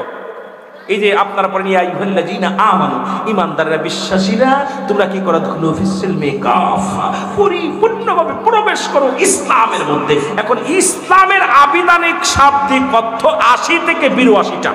এখন হুজুরের কাছে জেনে নেবেন 80 থেকে 82টা শাব্দিক অর্থ হলে ইসলাম মানে শান্তি, ইসলাম মানে আত্মসমর্পণ, ইসলাম মানে নিজে না খেয়ে অন্যের খাওয়ানো, ইসলাম মানে নিজে না ঘুমে অন্যের ঘুম পাড়ানো, ইসলাম মানে নারীর সতীত্ব পাহারা দেওয়া, ইসলাম মানে নিজে দুঃখে থেকে অন্যের সুখে রাখা, ইসলাম মানে একত্ববাদ। এখন এই রকম 80 থেকে 82টা শাব্দিক অর্থ আপনি কয়টা মানেন? তাহলে ইসলামের মধ্যে ঢুকবেন খালি দাড়ি মোছ লাগাইয়া ব্যভিচার অন্যায় করবেন। আজকে আমাদের আলেম যারা আছে, আমাদের সচেতন হতে হবে। আগে ওলামা ইকরাম সচেতন হতে হবে। আমাদেরকে অন্যায় অপরাধ জগৎ থেকে নিজেদের সরে আসতে হবে, অন্যায়ের বিরুদ্ধে কথা বলতে হবে, ন্যায়ের পক্ষে কথা বলতে হবে, স্বাধীনতার পক্ষে কথা বলতে হবে, বাংলাদেশের পক্ষে কথা বলতে হবে, ইসলামের পক্ষে কথা বলতে হবে, কোরআন হাদিসের পক্ষে কথা বলতে হবে। তবেই আপনি আল্লাহর দরবারে সারা পাবেন। নয়তো আপনি আপনার ইচ্ছা মতো আপনি দলকে ভারী করার জন্য আপনি যে দরবার চাইছেন। এখন আমাদের দেশে কোরআনকে ভাগ করছে 3 ভাগে। কয় ভাগে? রাগ করেন না, বলবো নাকি? কয় ভাগে? সময় শেষ, তাই না? কয় ভাগে? কোরআন রাগ করবেন? কোরআন কয় ভাগে হয়েছে? 3 ভাগ, এক ভাগ নিচে জামাত ইসলাম, এক ভাগ নিচে পীর পাই মগম্বার, আর এক ভাগ নিচে তাবলিগ জামাত। 3টা ভাগ করছে। এক ভাগ নিচে ভাইয়েরা মনে কিছু করবেন না, যারা জামাত ইসলাম করেন ডাক করেন না, আমি বোঝানোর জন্য বলতেছি। দেখবেন যত জিহাদের আয়াতগুলো ওরা বেছে বেছে নিছে, দেখলে ওইগুলো পড়লে রক্ত গরম হয়। জিহাদ করলে নেকি আছে, জিহাদ করলে শহীদ হওয়া যায়, এইগুলো যত আয়াত আছে এগুলো বেছে বেছে ওরা নিছে। তাবলিগ জামাত দেখবেন যত আমলের আয়াত আছে, এত নেকি এত নেকি, আসমান থেকে জমিন পর্যন্ত এত নেকি, যত নেকির আয়াত আছে সব বেছে বেছে ওরা নিছে। কথা বোঝেননি? আর পীর সাহেবরা যত মুরিদ বাড়ানো, যাতে মুরিদ হাত ছাড়া না হয়, মুরিদ যাতে 2 লাখ 5 লাখ 10 লাখ বাড়ে, এই চিন্তা করে পীর সাহেবরা যত আয়াত আছে, পীর মুরিদি যত আয়াত আছে সবগুলো তারা বেছে নেছে। জোরে বলেন ঠিক কিনা? রাগ করেন? এর বাইরে নয়। এই 3টা একত্রিত করে যদি কোনো ব্যক্তি মানতে পারেন তবেই হবে কোরআন মানা। জোরে বলেন ঠিক কিনা? এই বাগাবাগি করবেন, হ্যাঁ, বানরের কাছে রুটি ভাগ করতে দিচ্ছেন। জোরে বলেন ঠিক কিনা? হ্যাঁ, এগুলো বন্ধ করেন, এগুলো বন্ধ করেন। আমার দেশে দেখবেন খালি আমলের ওয়াজ, খালি আমলের ওয়াজ, আরে আমল। আর পীরের কাছে গেলেই খালি কোনভাবে মুরিদ হাত ধরে রাখতে পারি, মুরিদের কাছ থেকে কিছু নেওয়া যায়, মুরিদের কোনভাবে পাম্পটি দিয়ে রাখা যায়। কয় আমার 22 লাখ মুরিদ, আমার 1 কোটি মুরিদ। এই ব্যবসা বন্ধ কর, এই ব্যবসা বন্ধ কর। বাংলাদেশে সবচেয়ে বেশি ভণ্ড পীর রাস্তানা এই ব্রাহ্মণবাড়িয়া, আপনার কে ব্রাহ্মণবাড়িয়ার জমিনে আমার জানা মতে। জোরে বলেন ঠিক কিনা?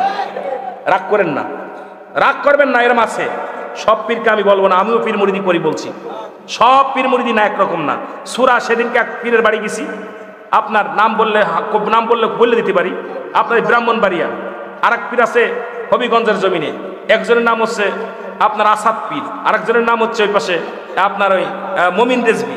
কথা বলছেন? এরকম পীর আছে সূরা ফাতিহা পারেন, আল্লাহর কসম সূরা ফাতিহা পারেন, 6টা কালেমা পারে না, যায় নামাজের দোয়া জানে না, সিজদার দোয়া জানে না, সে পীর সাহেব। আমি কই ভাই কেমনে হইলেন? আমার পীরে দিছে। কিসে দিছে? এ কি বাপ দাদার সম্পদ? আল্লাহ বলে সূরা ইউনূসের মধ্যে 11 নম্বর পারা 62 নম্বর আয়াত, আল্লাহ বলে আলা সাবধান ইন্না নিচালা ইন্না উল্লাহি, আল্লাহর তরফ থেকে যারা ওলি হয় তোমার পীরে দিছে। তাই না? বাপ দাদারটা ভাগাভাগি করে নিছো। হ্যাঁ, অনেক পীর ব্যবসা, বাপ ছিল পীর, দাদা ছিল পীর, দলা পীর, কলা পীর, কটা পীর, বাবা পুবা পীর। এই পীর ব্যবসা এখন বাংলাদেশে বেশি চলতেছে, এগুলো বন্ধ করতে হবে। আল্লাহ পদপ্রাপ্ত যারা পীর, এরাই হলো হক্কানি পীর। জোরে বলেন ঠিক কিনা? আরো জোরে বলেন ঠিক কিনা? এখন আমাদের দেশে পীর ব্যবসা শুরু হয়ে গেছে, রাগ করেন না। আমু আগেই বলছে আমি পীর মুরিদি করি, আমু পীরের বংশ। কিন্তু দুঃখ লাগে বলে বলতেছি, দুঃখ লাগে যে বোমা মারলে, গুলি মারলে তার ভিতর সূরা ফাতিহা বাইর হয় না, সে যদি হয় পীর, এ সমাজে মুরিদরা বাঁচাবে কেমনে? কথা কয় না কেন? কথা কয় না কেন? এই জন্য আহলে সুন্নাত ওয়াল জামাত যারা আছেন, আমরা যারা গাউসিয়া কমিটির সদস্য আছেন, আহলে সুন্নাত ওয়াল জামাতের সদস্য আছেন, আপনাদেরকে অনুরোধ করব, আপনাদেরকে ঐক্যবদ্ধ হতে হবে, সচেতন হতে হবে, আমাদেরকে আগায় যেতে হবে। পিছনে তাকানোর সময় নাই। রাসূল বলে গেছে, আমি দেখতেছি অচিরেই পূর্ব দেশ থেকে একদল সৈনিক আগমন করবে, তাদের জবানে থাকবে নারায়ে রিসালাত ইয়া রাসূলুল্লাহ, নারায়ে তাকবীর, আল্লাহু আকবার। এই ধ্বনি দিতে দিতে আমি নবীর রওজা পর্যন্ত আসবে। আমার জ্ঞান দ্বারা, আমার বিবেক দ্বারা আমি পাইলাম বাংলাদেশের পরে আর কোনো মুসলিম কান্ট্রি নাই। আর সেই বাংলাদেশের শেষ সীমানায় আপনার কোথায়? চট্টগ্রাম, আপনার এই কুমিল্লা, এরপরে আপনার ব্রাহ্মণবাড়ি, এদিকের মানুষ। এই জন্য আহলে সুন্নাত ওয়াল জামাতের সৈন্যরা বেশি, এই গাউসিয়া কমিটির সৈন্যরা বেশি, যারা মানুষের বিপদে ঝাঁপিয়ে পড়ে, মানুষের কল্যাণের জন্য ঝাঁপিয়ে পড়ে, মানুষের সাহায্যের জন্য হাত বাড়িয়ে যায়, যারা জীবনকে বাজি রেখে এই করোনা ভাইরাসের সময় দেখেছি আহলে সুন্নাত ওয়াল জামাতের সৈনিক যারা, এরা পাগলের মতো মানুষের পাশে ছোটে। জোরে বলেন ঠিক কিনা? আরো জোরে বলেন ঠিক কিনা? এরা ওই সব দেখার সময় না, এরা ইসলামের কল্যাণের জন্য, রাসূলুল্লাহর মহব্বতে, মদিনা আলার মহব্বতে, আল্লাহর বিধান মেনে এরা চলতে চায়। আমি আপনাদের সেই সাথে একটু বলবো, যারা সুন্নি বলে দাবি করবেন, আল্লাহর রাস্তায় দাড়ির মধ্যে আর খুঁট দিবেন না। 2 নাম্বার নামাজ আপনারা ছাড়বেন না। 3 নাম্বার আপনারা হালাল খাবেন, হারাম খাবেন না। 4 নাম্বার মা বাবার খেদমত করবেন। 5 নাম্বার সমাজে কোনো উশৃঙ্খলা কাজ করবেন না। 7 নাম্বার কোনো মাদক সেবন করবেন না। 8 নাম্বার দেশের কোনো ক্ষতি ও কেমন কিছু কল্পনা জল্পনা করবেন না। 9 নাম্বার এই সমাজের মধ্যে উগ্রপন্থী দলের সাথে আপনারা মিশবেন না। 10 নাম্বার পরিবার পরিজনকে বাঁচানোর জন্য আপ্রাণ চেষ্টা করতে হবে। এই 10টা আদেশ আপনাদের দিয়ে গেলাম, অনেক ছিল কিন্তু এই 10টা আদেশ আমি দিয়ে গেলাম। যেহেতু আমাদের সুন্নি বললে অনেকে কাউরে নামাজ পড়ে না, খালি নবী নবী কয়। আরে আমরা মসজিদে যাবো, ওদের বসার জায়গা থাকবে না। জোরে বলেন ঠিক কিনা? কাল থেকে আমরা জুম্মার নামাজ থেকে শুরু করব। ফজর থেকে শুরু করব, আমরা আগের কাতারে বসতে চাই। আল্লাহর রাস্তায় দাড়ির ভিতরে খুঁট দেবেন না, যেহেতু নবীকে ভালোবাসেন, নাম দিচ্ছেন আহলে সুন্নাত ওয়াল জামাত। 3 বার যদি দাড়ি শেভ করেন ভাল লাগে না, এটা রাসূলের সুন্নাত বলে কষ্ট হয়। এই জন্য আপনারা এই দাড়ির মধ্যে দাড়ি রাসূলের সুন্নাতটা, দায়েমি সুন্নাতটা রেখে দিবেন। 5 ওয়াক্ত সালাত আদায় করবেন। আপনাদের কাছে করে জোরে দাবি করব, ইসলামের বিধান মেনে চলবেন, রাসূলের সুন্নাত তরিকায় চলবেন। জোরে বলেন ঠিক কিনা? একটু নবীজিকে সালাম জানান। নবী সালাম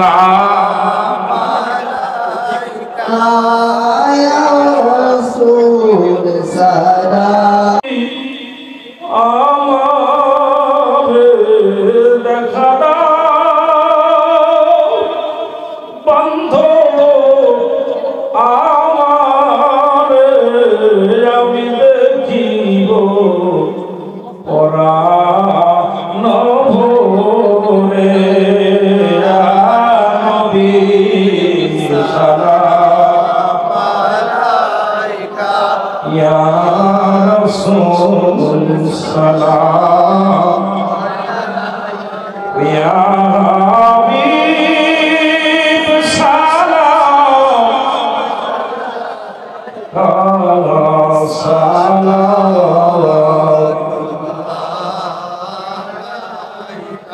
দরদি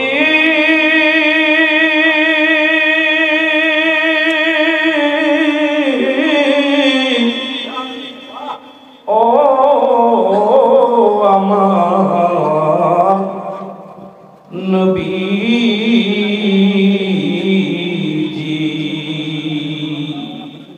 ওই আমরা দেখি নাই, আমরা তো নয়নে নাম শুনিয়া পাগল আপনারা সে গোলামে। দেখা দাও বন্ধ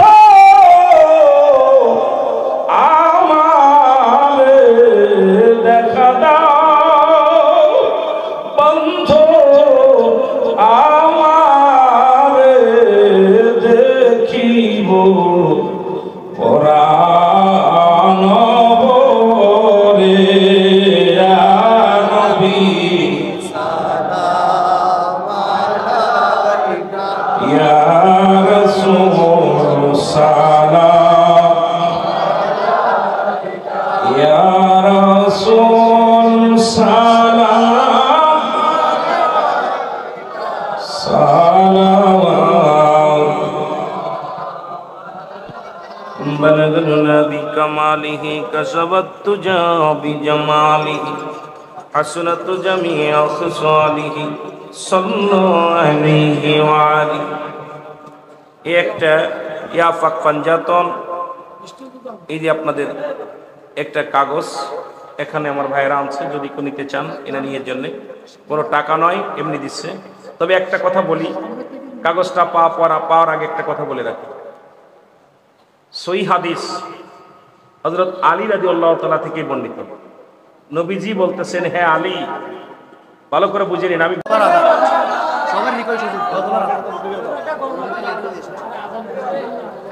রাসূল নামে কেলো মদিনায়, রাসূল নামে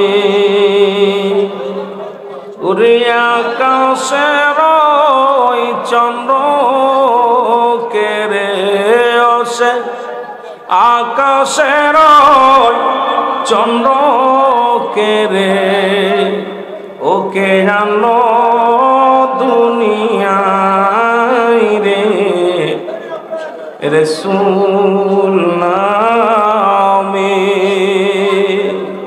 ওরে কেলো মদিনায়, রে কেলো মদিনায়, রাসূল নামে দেখি নাই শুনি নাই কথা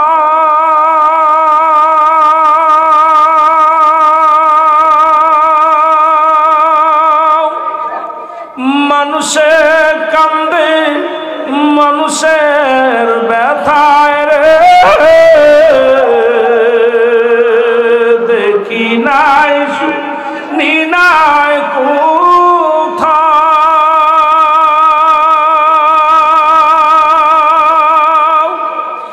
মানুষে কান্দে মানুষের ব্যথায় রে এমন দরদীর কথা রে এমন দরদীর কথা শুনলে পরাণ জুড়ায় রে রাসূল নামে কেলো মদিনায় রে কেলো মদিনায় রাসূল নামে ওরে আকাশের চন্দ্র কেরে অসে আকাশের চন্দ্র কেরে ওকে জানলো দুনিয়ায় রে রাসূল গলাতে তাজবীর মালা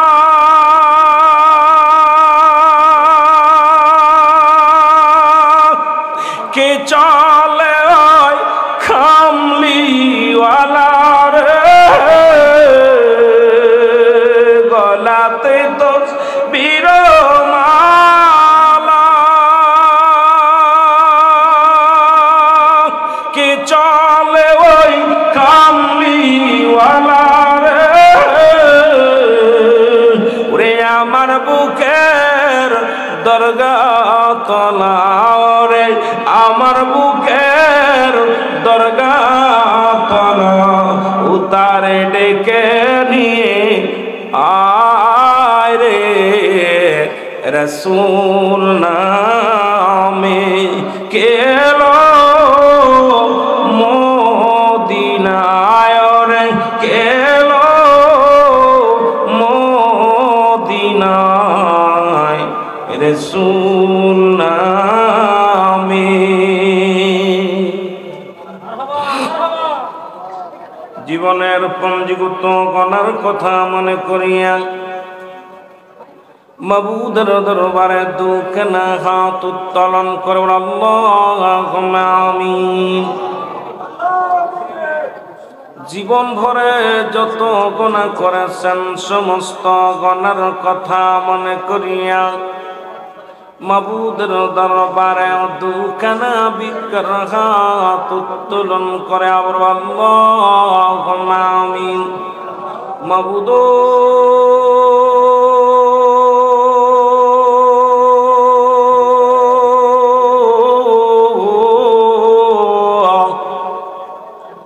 আমাদের আদব নাই বুদ্ধি নাই মহব্বত নাই সাহস নাই নাই বলতে কিচ্ছু নাই রে আল্লাহ। হতে পারি গুনাহগার তবু তো দয়াল নবীর উম্মত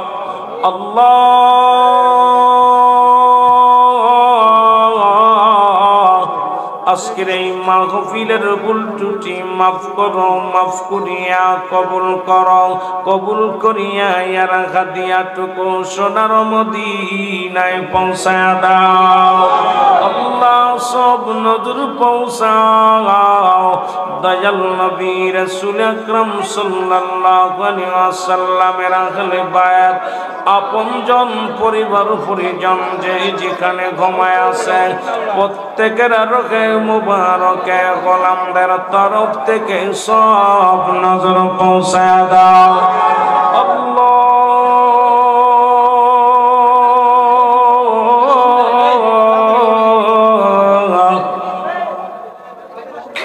সব নজর পৌঁছাও দয়া করে মায়া করে নবীর নন্দিনী খাতুনে জান্নাত মা ফাতেমাতুজ জাহরা তার কলিজার গোটাল হাসান আল হোসেন সোহাদায়ে কারবালার জমিনে যারা পানি পানি করে শাহাদত বরণ করল সোহাদায়ে কারবালার জমিনে গোলামদের তরফ থেকে সব নজর পৌঁছা দাও আল্লাহ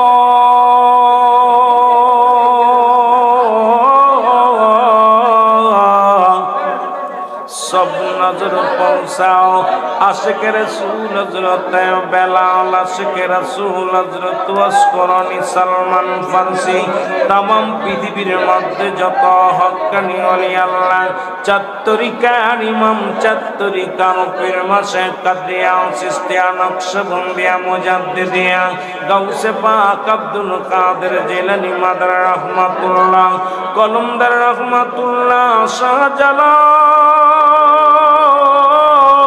সাপরান আল্লাহ এই বাংলার জমিনে যত হক্কানি আলেম ওলামা হক্কানি পীর মাশায়েখ আল্লাহ চিরদিনের জন্য বিদায় হয়ে গেছে প্রত্যেকের রোহে মোবারকে গোলামদের তরফ থেকে সব নজর পৌঁছায় দাও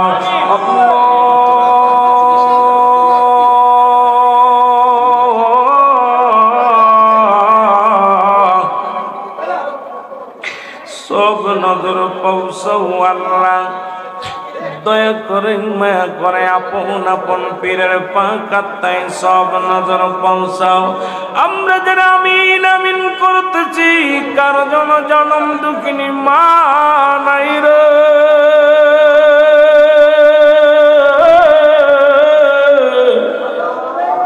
কার জনম বাবা নাই আল্লাহ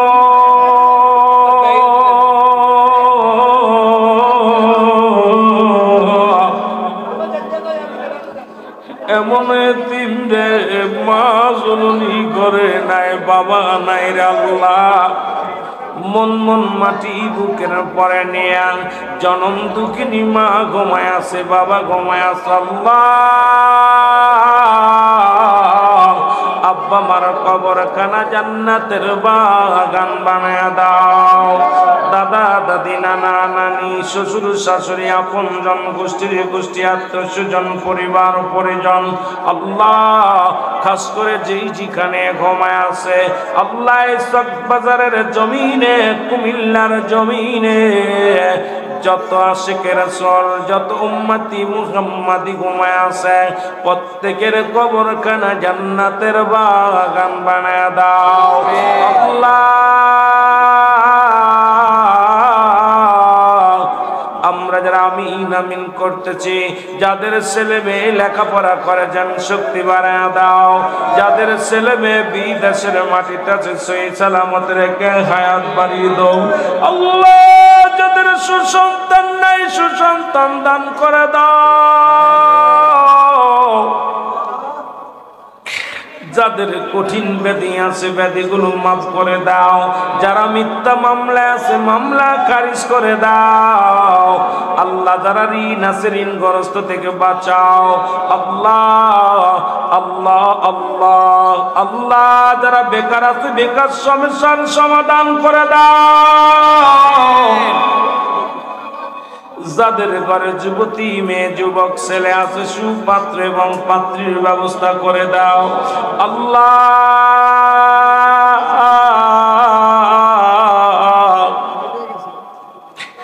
অনেক শিল্পী ইমান নষ্ট হয়ে গেছে আল্লাহ চরিত্র খারাপ হয়ে গেছে চরিত্র ইমানদার বান্দা বান্দা বান্দি বানায়া দাও আল্লাহ এই বাংলার জমিন থেকে কত মানুষ বিদায় নিছে রে ওই স্বাধীনতার যুদ্ধে যারা জীবন দিয়ে গেল শহীদানদের পাক আত্মায় সব নজর পৌঁছায়া দাও আল্লাহ এই বাংলার জমিনে আমার প্রশাসনের ভাইরা যত প্রশাসনের ভাইরা আছে আল্লাহ সবার ভিতরে তুমি রহমত দান করো সরকারি দল বিরোধী দলের মধ্যে ঐক্য করে দাও আমার দেশে আর রক্ত দেখতে চাই না আমার দেশে চাই আল্লাহ শান্তি আল্লাহ আমার দেশের বাংলাদেশের সকল নাগরিকের উপরে তুমি রহমতে ভরপুর করে দাও আল্লাহ।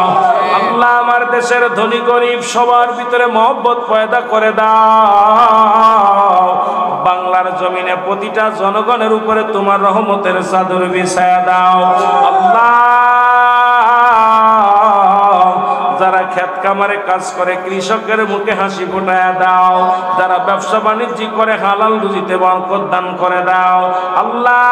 এই কক্সবাজারের জমিনে আমার ভাইয়েরা ব্যবসায়ী ভাইয়েরা আছে, দোকানদার ভাইয়েরা আছে, সবাই তুমি কবুল করে নাও মালিক।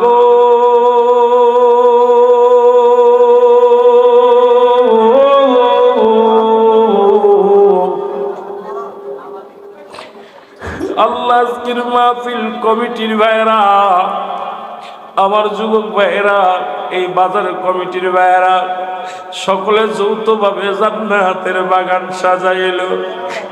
জানিনা কার জীবনের শেষ মাহফিল, জানিনা কার জীবনের শেষ রাত। আল্লাহ গো আজকের মাহফিলের খাতিরে আমার ভাইদের জিন্দেগির গুনাহ তুমি মাফ করে দাও আল্লাহ। আল্লাহ রাহিম নামে একটা ভাই ভারতে চিকিৎসার জন্য আল্লাহ যাচ্ছে, আল্লাহ দয়া করে মায়া আছেন গো আল্লাহ। আল্লাহ তুমি দয়া করে মায়া করে তাকে সেবা করলে দান করো। আমাদের মধ্যে যাদের কঠিন ব্যাধি আছে আমাদের হাসপাতালে নিও না, জেলখানায় নিও না আল্লাহ। আমাদের উপর থেকে কঠিন ব্যাধি উঠায় না আল্লাহ। নমরুদ বাহিনীকে শেষ করার জন্য মশা পাঠিয়েছিলেন, এই বাংলার জমিনে আজকেও দেখলাম 14 জন প্রাণহানি হয়েছে আল্লাহ। আল্লাহ এই ডেঙ্গু থেকে আমাদের বাঁচাও। এই নমরুদের বংশ শেষ হয়ে গেছে আল্লাহ, তুমি দয়া করে মায়া করে বাংলার আর নিরীহ মানুষের জীবন নিও না রে আল্লাহ। করোনা থেকে বাঁচাও, সমস্ত বিপদ থেকে বাঁচাও, কঠিন রোগ থেকে বাঁচাও, কঠিন বিপদ থেকে বাঁচাও আল্লাহ। আজকের মাহফিলে আমার ভাইয়েরা যারা আসছে আল্লাহ, যে যে নিয়ত করে হাত পেতেছে কাউকে তুমি খালি হাতে ফিরাই দিও না। আজকের এই মাহফিলে অত্র মাদ্রাসার প্রিন্সিপাল স্যার হাত উঠায় দিছে আল্লাহ, দয়া করে মায়া করেন। ওলামা একরাম হাত উঠাইছে, যার হাতখানি পছন্দ হয় সেই হাতের ওসিলায় আমাদের জিন্দেগির গুনাহ তুমি মাফ করে দাও রে আল্লাহ। পর্দার আলের মা বোনেরা যারা আমিন আমিন করে আমার মা বোনদের মনের বাসনা পুরা করে দাও আল্লাহ। এই মাহফিলে যারা টাকা পয়সা দিয়া সার্বিক সহযোগিতা করলো সবার খেদমত কবুল করে নাও। গোটা বিশ্বের মুসলমানদের বিজয় দাও আল্লাহ। ফিলিস্তিনের বুকে ছোট ছোট মাসুম বাচ্চাকে হারায়া বাবারা জানি মায়েরা জানি রে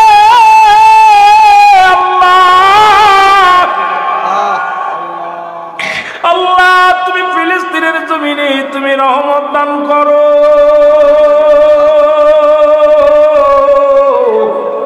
ইহুদি নাসারাদের থেকে আমাদেরকে সেবা করে দান করো আল্লাহ। গোটা পৃথিবীর মুসলমান জর্জরিত মুসলমান আল্লাহ, মুসলমানদের বিজয় দাও, মুসলমানদের ইজ্জত ফিরিয়ে দাও আল্লাহ। যারা চাকরি বাকরি করে প্রমোশন বাড়ায় দাও আল্লাহ। দয়া করে মায়া করে যারা যে নিয়েতে হাত উত্তোলন করেছে আমার কমিটির ভাইরা বড় আশিক মানুষ আল্লাহ, আমার কমিটির ভাইদেরকে তুমি মনের বাসনা পুরা করে দাও আল্লাহ গো। খালিয়াতে আমাদের ফিরিয়ে দিও না। বিদায় বেলায় মরে দিও গো দেখা, এ প্রিয় রাসূল বলেন বিদায় বেলা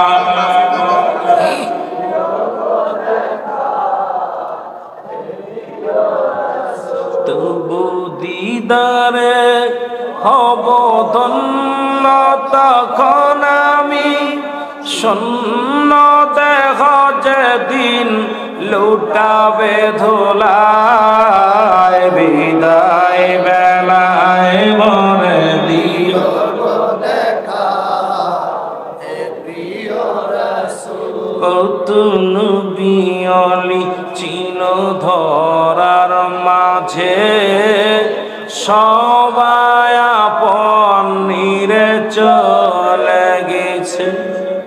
কত নবী অলি ছিল ধরার মাঝে, সবাই আপন নির্জন, আমিও তো পাব না সারা,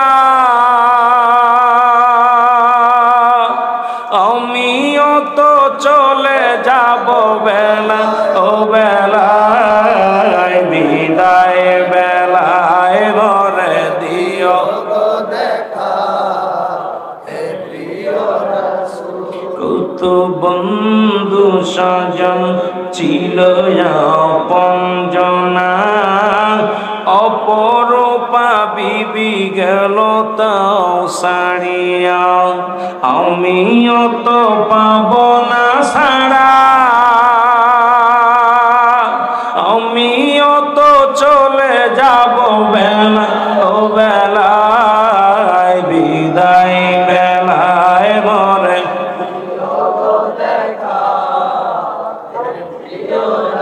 তবু দিদারে ধন্য হব তখন, শূন্য দেহ যেদিন লুটাবে ধুলায়, বিদায় বেলায় মরে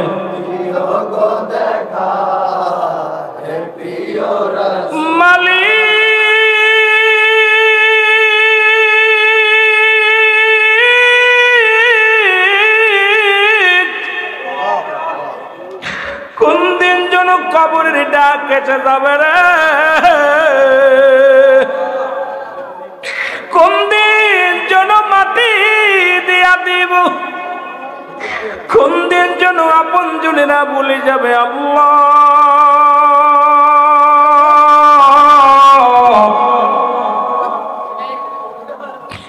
আপন জনেরা ধরে রাখবে কবরের আল্লাহ।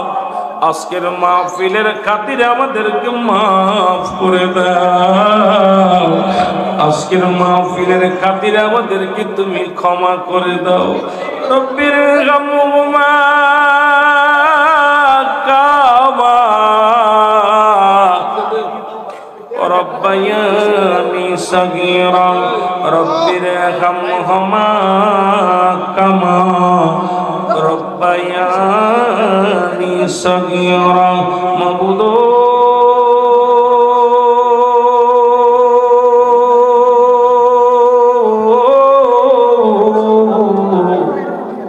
যেদিন তুমি আজরাইলকে পাঠিয়ে দিবা, একদিকে থাকবে মৃত্যু যন্ত্রণা আর একদিকে থাকবে শয়তানের কুমন্ত্রণা।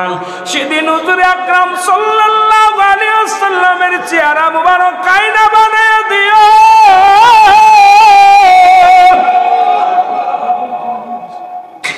এই দিন আমাদের জবান দিয়ে মধুর কালেমা জারি করে দিও আল্লাহ। ওই দিন আমাদের ঈমান হারা করো না, ওই দিন আমাদের ঈমান তুমি নষ্ট করে দিও না আল্লাহ।